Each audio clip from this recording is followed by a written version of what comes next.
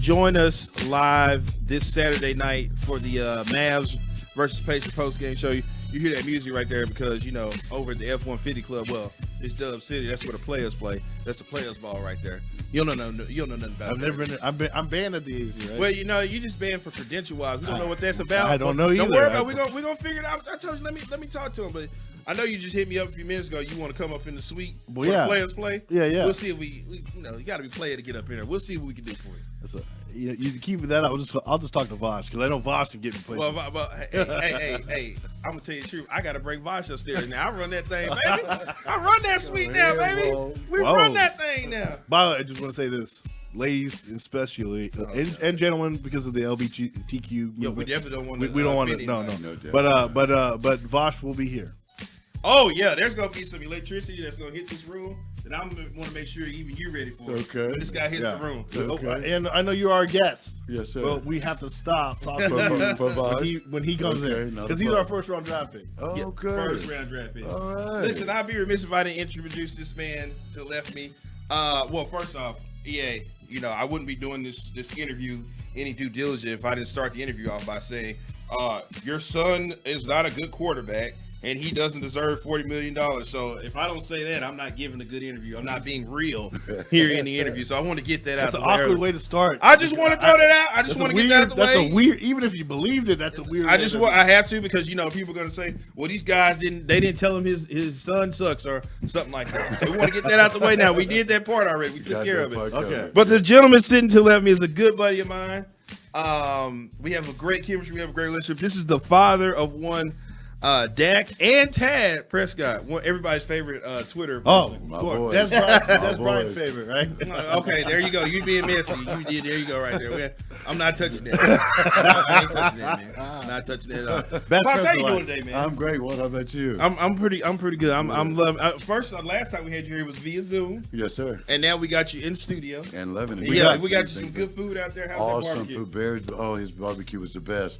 I've already told him I'm bringing Mom out to the place. Oh, okay. Yeah, we recognize good food and we got to take care of one another. Man, that's right. You got to get over here and try them smoked oxtails. Oh, that's what you got to try. Listen, Barry Best Barbecue is the best because it's in my neighborhood. It's right by me. That's why. Hold on. You over here claiming your neighborhood. You live down the street. And you don't even go over there like that. I'm trying to lose weight. If I ate there, man, I would be on that 600-pound life. You got more excuse than the brother going to jail right now. You need to quit. But it's you were right. It's some of the best food. That's why I ignored them. And when they came in, I went straight to the food. Straight to the food. Yeah, man. His mama raised him better than that. Raised him better than that. But no, definitely shouts out to Barry. But we do have you here, and I wish we were still in the playoffs. You know, I still wish we were in championship weekend fighting for a chance to go to the Super Bowl. Unfortunately, we're not. But it's glad to have you here, and maybe just kind of just digress, and because this has been a whirlwind of a season. It has been, and I'm sure not only for the players but the families as well. I know fans don't realize this, but players do have families, and we live the game. Yes, we live the same life that he does. Exactly, and you are going through it because you're there for him, and you're going through some of the emotions too. So, I just want to start off by saying what happened right after the game. It was a tough loss. They almost came back. It was a crazy ending in the fourth quarter. But the season's over now. A team with so many hopes. What happened? What are y'all feeling right now? Depressed. I mean, definitely felt like we fell short. Not the season that we anticipated. I immediately got to him right after the game just to tell him I was still proud of the job that he did. I mean, I think, as always, he left it out there on the field. He come back and says, "Pop, yeah, the story continues." I said, "Yeah, it's just begun." You know, but just not reaching the potential that we know we had. I mean, I've been a Cowboy fan. I'm not a Cowboy fan because Dak Prescott is a Cowboy. Right. I've been a Cowboy fan my entire life, and he was raised a Cowboy fan. So he's living his dream as well as mine. So I'm one of those guys that if they were 1-15 or 8-8, I was loyal and true. Right. Never jumped off the bandwagon. So, I mean, like I said, we just stayed true to the fact that we like real, you know. So your new friend Walt there, then you should probably tell him something about loyalty since he started becoming a Cowboys fan like maybe 2 years ago. But anyway, that's beside the point. Well, the church is always open. That's true. We never close the doors. So, I mean, it's never too late to join us. You got to be ashamed of broadcast. I mean, at least when people say, I started late, which I did. But as soon as I started, never deferred. Been loyal since day one. But anyway, Appreciate that. beside that, Loyal? You mean to the Cowboys or to Cowboys. Dak Prescott? Because we know you haven't been loyal to that. I've been the story I've for been another loyal. day. Listen, I've been loyal. No, you haven't. 2016, I might have gone through some emotions. Okay. We know he was a Romo guy. It's okay. Yes, okay. you are free to ask Papa Dak questions. That's Yes. right here on the Yes, screen. sir, for sure. Shane, anybody who got a question for Pops, go ahead. We'll read it to him right here live. And on I'm the just stream. saying, I'm a Cowboys fan. I love Romo. I love Dak. I can love both. It's all part of the Cowboys star. They were family. That's Yep, right. That's true. Well, I mean, I wish the Cowboys were in the playoffs too. What you do when the offensive coordinator is taking interviews week before the playoff So game? was I mean, your that's other just- guy too, okay? But his side of the ball was doing just fine. His side of the ball was doing just fine. He was okay. We knew what he was here for, what he was here to obtain, and he did. It was disappointing nonetheless. And I do want to ask this. This is the question I've been asking. Was the calf injury that significant because you could pinpoint the offensive troubles to as soon as the bye week was over. Now, nobody counted the Minnesota game because Dak missed that game and Cooper Rush played, and you're like, okay, well, you had your backup quarterback in. But starting with the Denver game and on, the offense was completely different. It was a completely different offense. It was setting records in the first half, and they were struggling in the second half. Was the calf injury really that significant to where it kind of maybe slowed Dak down or made him more hesitant? Well, and not being a medical professional, I have to defer from that to say Right. I don't think so. Again, just knowing my kid and talking to my kid, he assured me that he was fine. I mean, I was at the house when he was getting treatment. He had a therapist come out every day. He was getting rubbed down. He was getting the massages, and I think we did everything possible to keep him healthy enough to play. But like I said, I told my son again, you started off at such a high. Like you said, we were setting marks in the beginning, Yeah. and then you sputtered, which is normal for everybody. Let's do the reverse. Where did Patrick start the year off? Patrick Mahomes, I'm talking about. He started off way late. Started off slow, and then people were saying, "Oh, the defense is caught up to Patrick. Everybody else is caught up to Patrick." Not the case, And then I told my son, what you're being compared to was your best self, not somebody else's, because the mark you set up were numbers again that nobody else had done. Right. And so then when you do have the lull, oh, something's wrong with him, And no, like I said, I don't think the calf injury held him back in any kind of way, but like I said, the whole team sputtered. It did. And I've always said from day one, people have argued with me. I saw it from midway point of the season. The offensive line to me is the biggest issue with this team. And I'm saying that they were. Jerry told you don't do that. But go Well, ahead. sorry. Go ahead. I'm sorry, Jerry. I defer to the fake Jerry on 96.7 1310 the ticket. Check it out. But Were you just eating macaroni out there? That's what y'all serve, bro. That's what y'all win over there, right? yeah, we got macaroni. That's what they give you when you win that prize. Oh, I'm sorry, Marconi. Is that what you guys Marconi, want? that's Oh, right. I'm sorry. I'm sorry. But I always said that the offensive line was the biggest issue because you had injuries, suspensions, and then they try to flip, the guard positions. And I always said that, Biotish and what, we had to stop. Yeah, you need to stop right now. Sorry. Because I warned you about this electricity that's about to hit the room. Oh right yeah. now. Oh, okay. You need to slide down. Cat, and, is it ready? Is it ready? yeah, because join us right now. It just hit the room, guys. If you've never experienced HD before, you experience now because joining us right now is at Tollbox10 on Twitter, Yes, sir. where they talk God, sports, and porn directly in that order over there. But God, sports, and porn. yeah, just not in that order, Pops. It goes down over there. As he rocks his daughter's college hoodie tonight. Congrats. Thank you. And Congrats to you, you got your Rangers cap on today. too. Oh yeah, go Rangers. Somebody trying to say hi to you too. Oh, hey. How are we today? Wait, man, how's it going, man? You Again, sped I'm here, man. That sounded like you were still at work a few minutes ago. I was. You was? yeah. Okay. Oh, we had a special guest tonight. Okay, Yeah, right. He needed to get here. Yeah, I had to get here. Well, thank you. You don't want to do your famous intro? How we doing, guys? Yeah. Famous Garrett intro. How's everybody doing? Good to have you here, man. You sped over here. We got Pops here in the studio. Yes, EA sir. was just asking him some questions, talking about his macaroni winning station. Oh, yeah. That they got over there. How many cheeses y'all use? 5, 6. 5. Do you put the crumbs on top of Yeah, it? we the do. panko? We're Okay. fancy. We're fancy. Oh, and Kevin Gray would like for me to remind you that the fan is the official home of the Dallas Cowboys, unlike that. That just means you guys listen to what Jerry said. Oh, yeah. Well, let me guess. Jerry force feeds him, right? Yeah, that's what it is. Watered down that Johnny Blue and waters it down a little bit. Oh, we have a question real quick. Somebody sir. wants to know, are you a big Dallas Stars fan? Yes, I do follow. Yes. Follow Yeah, social. he says he does follow the stars, Brian. Maybe we can get over there a game one night. We got to Sounds get good. there. We get tickets to that too. I know the whole Prescott fan, even Dak. They yeah. support all the support. The Mavericks, Yes. the Rangers. I know Dak loves the Rangers. Yes. How many times did you go to the game? Also, I'm 5 times. We're also big soccer fans. FC Oh, Dallas. FC Dallas? Yes, sir. Yeah, We're look at there. that. We're Look there. at Yes, that. sir. Yes. Bosch is in the building finally. They've been waiting Yeah, on your that- arrival, sir. Well, how we doing, guys? Yeah, you had a question that No, you I'll just explain this. My take was, at least for the offense, and I'm sure Pops would agree, is that the offensive line, when you need the continuity on your offensive line, as any great offenses would. Talk to all the great ones.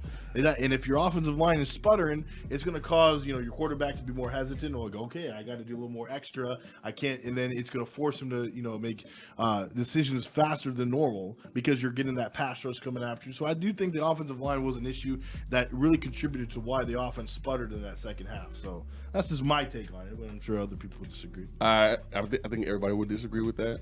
Thank you. No, I think it was, but I think I'm right. So. No, I'm just kidding. That's why you work over there at that one station. Yeah, that's true. I just have a take of when it comes to quarterback play. I think this franchise is still getting lucky when it comes to landing a quarterback of their choice. Yeah. Getting a quarterback, pretty much that I would say top 6 or top 7. The last 2 quarterbacks that they had that have been that high, they got lucky on. They found them in mangers. Romo was found in the manger. Dak Prescott was found somewhere, and it's like, oh my gosh, here's this 6th-round quarterback that we just, a 4th-round quarterback that we just. Thank you. Yes, sir. Not a problem. I'm just listening to him, listen to the host of the show. Oh, what did I say? 6? Yeah, I'm you sorry, I like, meant 4. see. Can you give me my other lines? Yeah, I'm sorry. Okay, no. But I mean, getting lucky when it comes to, finding these dudes and finding greatness, potential greatness. I mean, kudos to you guys. I mean, contracts. Romo got his contracts. Dak got his contract. And then Zeke got his too. Zeke got his, but no, we're sticking with just quarterbacks in pretty much the future. I'm interested to see. Not trying to put a fast forward button on it, but because we did that with Romo, we kind of wanted to see the end of Romo's career when he was in his 1st or 2nd season as a starter. I would, pretty much question Cowboy fans like, how fast do you want this to go? Because, Oh, you mean like Cowboys Nation? Well, yeah. Yeah. Because I kind of want this thing to slow down just a little bit and enjoy this ride. Enjoy the ride. Enjoy this ride because we're talking about 22, 28, 27-year-old players. And so I don't want to speed it up. I don't want to see what happens at the end of his career. Can he come out with a championship? Can he come out, this, that, or the other? No, I just kind of want to chill and enjoy. Romo said it. Enjoy the journey. Well, the thing I try to explain to Cowboys Nation over there. I'm sorry. Did you run that Twitter account or I'm sorry. It's just a force of habit. Can I get paid for that? I'm sorry. It's just a force of habit. Yeah, it's just a force of habit. Please, Just a force of habit. Please, Jerry. But the thing that I tried to explain to people was that on social media, when everybody you know me, I hate counting chips and getting in people's pockets. With the whole Dak 40 million down, and I'm like, dude, there's still time in his career to fix the issues that you think he might have. It's not over with. It's not like he's old and set in his ways yet. Right. There's still time. There's still growth, and everybody just thinks because he got 40 million. No, he's got to win today or tomorrow. He asked for the money. He's got to win. I'm like, let me ask you that's not how it works. Let me ask the Pops that. Does it? Do you guys get that a lot? Seeing the whole, well, now that you got paid, did Dak feel any other kind of pressure now that he got that contract? No, and Walt, no, this is not the first time you hear me say that. It was never about the money for Dak. Right. Dak doesn't play the sport for the money. No. He never has. But we're not going to sit back and watch other people be compensated that he's better than. Exactly. So why should I settle for less? And again, without pointing fingers or calling names, but if this guy, 1st round, 2nd round, or whatever, and my stats are far better than him, but he can draw 110 million, 105 million, why shouldn't I get 140 million? Right. So- It's justified, and I think that's unfair because, that's how it happens with perception. And that going into this kind of season after he got paid, that okay, well the expectations are high, and of course now they have the team built around him. Finally, the defense. This was probably Dak's best team around him, and that's why it sucks the way it ended. That's why my guy Jerry's upset. Of course, Jerry's very upset. I just don't think that, going after Dak Prescott saying, oh my God, the guy who sat right here, I already gave you the pink slip. Remember Billy? He's going off on Twitter, and I love Billy to death, but he's going off Twitter like, "Oh my, it's done. You know, Dak's not great. He's not that great. You know." I'm like, no. I mean, he showed us, and he's showing us that his improvement from 2016 and on. So I can't just sit there and say, well, okay, well, Dak, he had a tough, I will say that, to be honest, he had a tough second half of the season. Right. But naming a quarterback that doesn't. And I'm just saying, we can't. Like Patrick Mahomes this season? He had a rough season? He struggled in the beginning. Yeah. Thank you. AFC title game. AFC title game. Or got bored. He probably did. Whichever one went. He's that Threw a lot of interceptions. I'm just saying, though, to go out there and say Dak's done or, oh, my God, the sky's falling. Dak, I don't know. It's too early to tell on that. Okay, so we had a question here. Somebody says, why does it always seem like things have to be perfect for Dak? The thing that comes up now with Dak is the throwing downfield deal.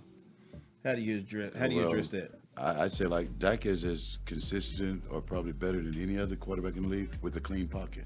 Now perfection, I'm not sure what you're talking about because you don't find perfection in this game. Right. So, and like I said again, numbers don't lie. His stats going deep. We've got deep threats now. I feel like CD is that when we get the right play call. Also, when we get Michael Gallup back. I mean, Michael was far better than people saw. You know, he was listed as maybe a number 3. Well, anywhere else, Michael would have been a number 1. So, again, and I've watched those guys out of Daks Calf throw over and over and over again. So, like I said, the consistency was there.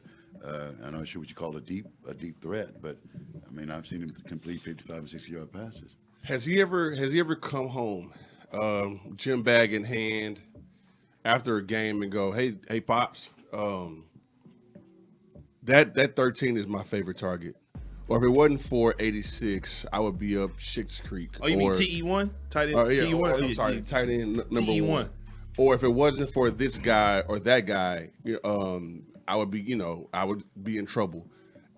Does he tell you that he has a favorite target on the team? No, he doesn't have to because, again, being a former ball player, it's just one of those things that we sense. Let's back up a few years when Witten was here. I mean, him and Witten was just something that connected. Cole Beasley.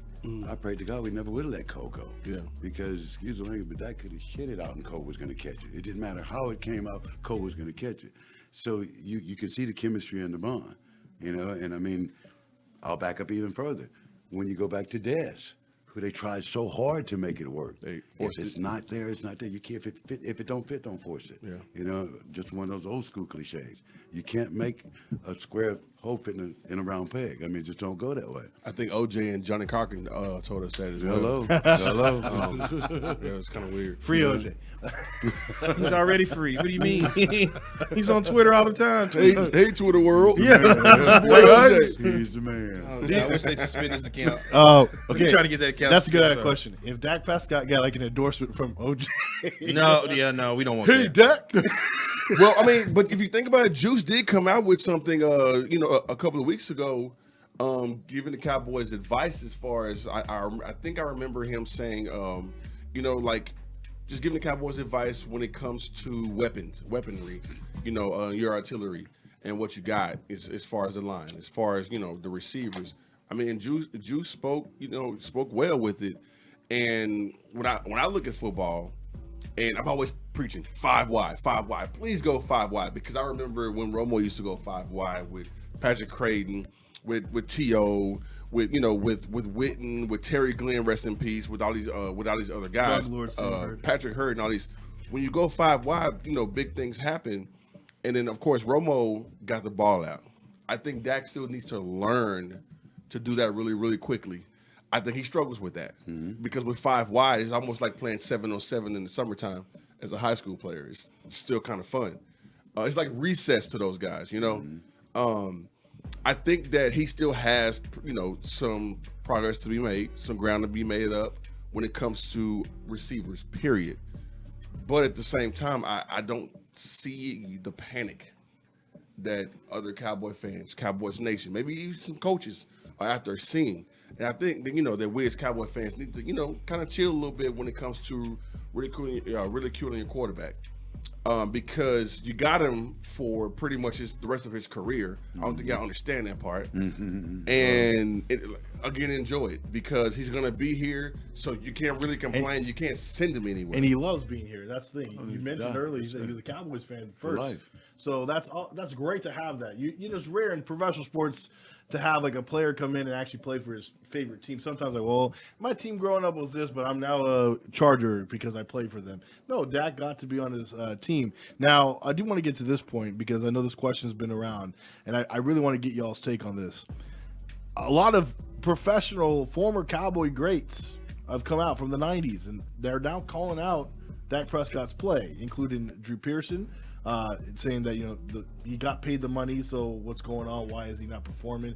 Is it a mistake or blah blah blah? And then of course Charles Haley's come out and offered some criticisms. What's Dak's take on hearing these greats from the 90s talking and giving him criticism? How does he handle it? We take it as constructive criticism. They are ball players who did it, and like I said, but they're not beyond, again, that perfection. Exactly. I mean, somebody once upon a time pointed out their faults and flaws, So again, we don't take it personally. Everybody's entitled to that opinion. But to blame it all on Dak, then are you really a ball player? Again, It takes 11 people out there.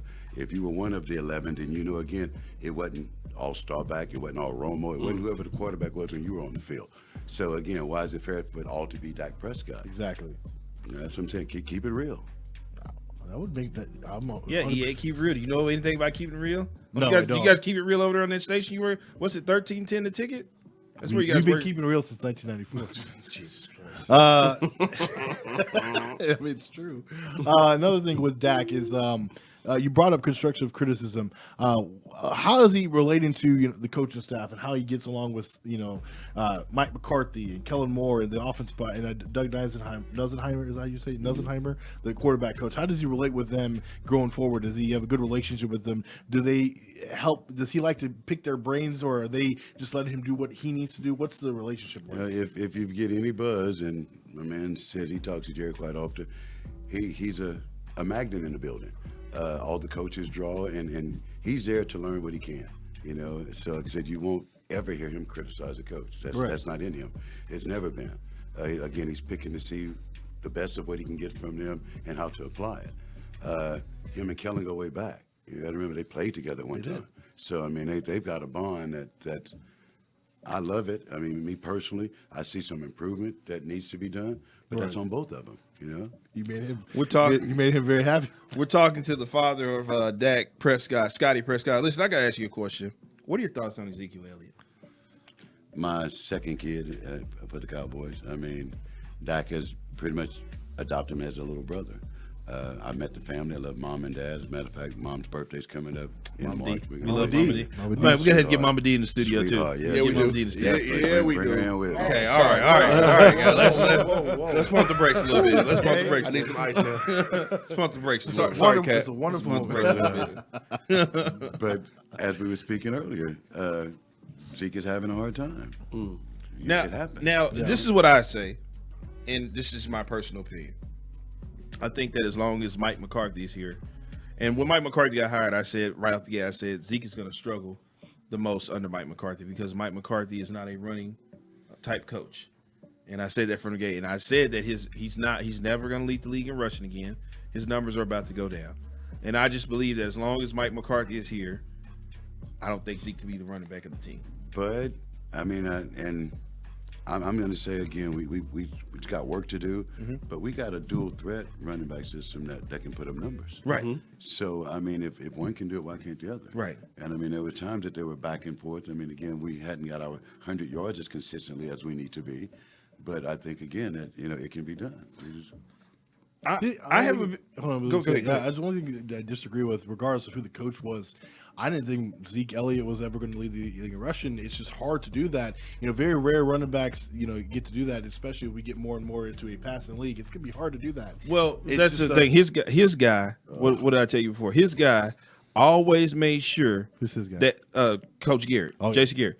He always made sure that Zeke got going. That he got Zeke going before he did anything else. Right, but you look at that's what I'm saying. So Mike McCarthy's not going to come in what and do happened that. in Garrett's final year.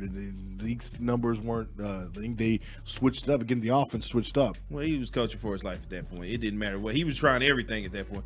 But here's the problem that I come in here and I say, I tell them, I have a problem with them making your son throw the football so much. I have a big problem with that. I think it needs to be a balance. I feel like the offense. I feel like if Dak's not completing passes, the running game isn't working. And I feel like the running game isn't effective if Dak isn't completing passes. So it's with the way the offense is set up. So it's got to be balanced. And I just don't feel like having your son throw the ball 500 times a game is going to win us the game. Like, you got to make that balance out. Don't put it all on him like that. But then we go back to the beginning of the season. How many times was he throwing it? It was pretty good amount. Yeah. I'm not saying he's bad at throwing. I'm times just a saying, like, dude, you can't. The balance. You said the magic word. It got has to be the balance. Mm-hmm. And then again, that goes back to what I said, and it's again with what changed in the offense. You look at it; it's right around the time of the bye week. After the bye week, everything switched. First off, I will say this: our offensive game planning did not adjust to what the defense do. In the NFL, you got to adjust constantly. It's a chess match. If you don't, you're going to be sit there. That's the biggest criticism. All during the game. That's the problem. You have to be able to adjust all during the game. Exactly. Yeah. Because what was the biggest criticism we laid out on Jason Garrett? He never adjusted. He was 90s. I'm set to do my 90s. And what we had Patrick Creighton on here every time he told us. They don't know that's fair. He's not a Jason Garrett. I understand. But he told us every time you got on the field, they knew the DBs called out what they were running. Plays ahead of time. And so you have to adjust your offense. Even you could be a genius, but if you don't do a counterattack, and all great battles and wars, there's counterattacks, there's strategies.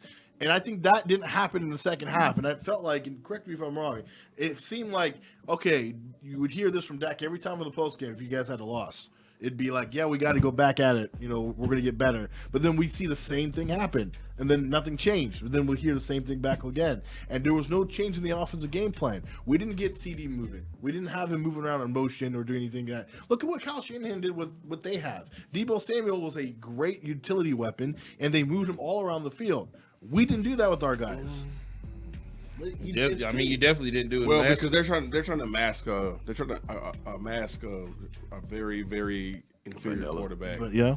So like, your thoughts on, I guess, play calling in the beginning versus probably midway to the end of the season. Well, we know what happened for the playoff game. What happened with that play calling?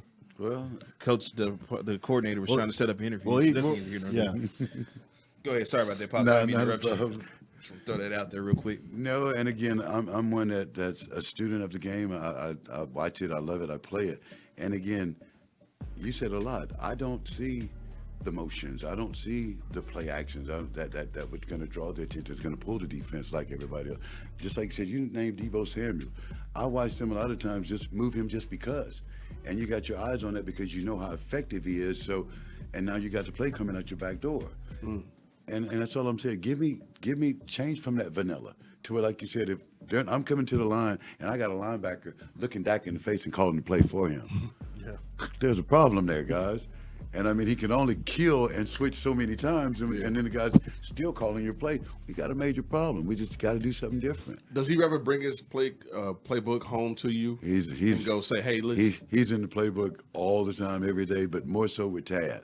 The two of them are going at it all the time. I mean, they're doing schemes and picking up defenses and everything. Did you tell him, can you go take a break? Oh, no, never. No, because again, he's living really his dream. That is true. He wouldn't have it anyway. You know how they say you take a rabbit and throw him in a briar patch? Yeah. Or he says, don't throw me in there, but he really wants to be in there. Dak loves a frenzy. Dak doesn't panic when everybody else is panicking. When everything's breaking around down him and everybody says, oh, well, his play is falling off, you'd be surprised if you put somebody else in that position. Yeah. You mean like rush hour, like people were calling for? Put rush hour in? I never said put rush hour in the championship game. In the AFC, I'm sorry, in the wild card game. I never said that. Cowboys never been to the championship game. So shots fired. Excuse me. So I do think about a few moments in the season to where it's almost like milestones in the season. That's how I look at football. I go week 4, week 6, week 8. Highlights, moments, stuff like that. And I remember Patriots. I remember the walk-off touchdown. And then I remember slightly after that, Then I remember Zeke. I remember his injuries. So, okay, COVID happened. And then Lyman went out. And then this year, it was almost like a shuffle of linemen, okay? And it was so weird because, thank football guys that we actually had the bodies to do so. Right. But does he voice his frustration when it comes to the shuffle at the line, one, and then two, that hidden injury? Was there really a calf? Was there really, something after the Patriots game to go, hey, man, that flared back up? Just to let you know, he did answer that when you were not here. Okay, sorry, I was late to the show, and It's it's not fair to say you were like, you had to make your entrance. Okay, well, cool. But Okay. you can answer it again if you want. Well, People at home the second time. Yeah. I'm just kidding. For people just on my Instagram, just watch this. Watch this part. no, like I said, the injury definitely wasn't a factor because, like I said, he made sure he got all the medical attention he needed. He had therapists coming to the house. He had everything possible. But like you said, just the different moments of the game, like I said, the season started off that way for me, going down to Tampa. Okay, that was a game that we should have won. No reason we should not have won. So when you start talking about those changing moments and so on along the way, I can name 2 or 3 right after that. Again, that should have been wins, and it's a whole different season. But prior to the mysterious calf injury that everybody's concerned about, because like I said, I'm not a finger pointer, but just things went wrong that fell short that shouldn't have. Yeah. Interesting. So this summer, I texted you about, because it was starting to come out that he had a second surgery on his ankle, and you said, oh, it was just a cleanup. So then when Hard Knocks opens up, he says, yeah, well, I had the surgery. He said nobody knew it, and I was like, yeah. They start letting out that you had the surgery, whatever. So a lot of people seem to think that maybe the ankle injury started back in the season. Is that No, definitely. And again, that's basically what it was. It was an accumulation of old minor injuries, not even the major surgery. That was just a cleanup. That's all it was. It went in and done. But no, and I had to ask because, again, just like we go back to what brought Dak into the league, Dak was a runner. Dak was a scrambler on the move type quarterback. And I did ask him one time, baby, are you okay after the surgery? Because I was concerned that maybe he wasn't sure about it. But then I saw a couple moves in him, and it's like, oh, he's good. He's good. That's my son. He's ready to go. I will say this about I really admire about you and your relationship with your sons and everything is that you guys have a very close knit family, and you guys, one thing, you're not one of those overbearing dads, like you see on the movies, like, all right, God, we got to get to this, like, you're not Buddy Garrity from Friday Night Lights. No, you really do have this care and passion, but you do what's best for him. And you do give him advice, but you still let him do what he needs to do. I just want to say it's a really positive image that you point out there, because there are those football dads, and I think everybody out there should know, if you are raising a son, be like him, be like that. Don't. He may have been crazy at one point. I was. I'm glad you said it. Well, be like him now. When they were younger, their mom hated the fact that I coached them at all. Right, You're too hard on them. Right. Work. Andre, you got a little LeVar Ball in you? No, not that bad. Not that You bad. don't think you can take on Tom Brady? No, we're not trying to take over the league either and run Nike out of business and none of that. Big baller brand, baby. BFb. BFb. All right, let's take a break real quick when we come back.